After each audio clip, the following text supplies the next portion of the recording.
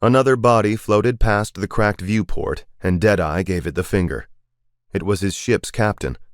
The shattered faceplate revealed swollen features caused by a loss of atmospheric pressure.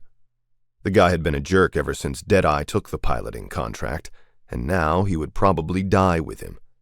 They could have escaped the pirates if he'd let Deadeye make a second jump. Yet the man had been stubborn and arrogant, like most mech captains, a deadlier combination than torpedoes fitted with nuclear warheads. While the ship trembled around him, Deadeye searched for a spare thrust pack in the airlock chamber. Of course, there were none because his now-deceased captain had thought it better to give them all to the mercenaries on board. The mercenaries who should have repelled the pirate boarding party. Now their bodies floated with the captain. That's what he got for working with mech. Sure, they controlled most colonies around the Orion Spur. The pay was good, and they seemed to appreciate the skills of an Uzari veteran like himself, but he was expendable.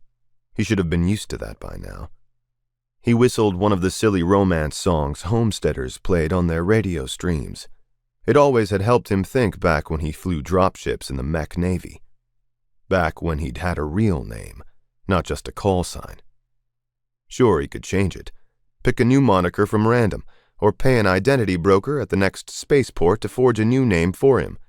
He could even pretend it was real, and that he hadn't forgotten most of his past due to flying ships through wormholes. Though he had not lost his will to survive or forgotten to live every moment like it was his last.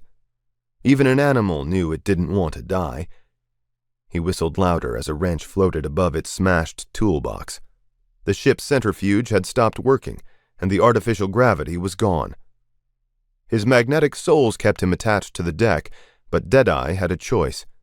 It was going out there to pry a thrust pack from a dead mercenary, or wait for the pirates to find him.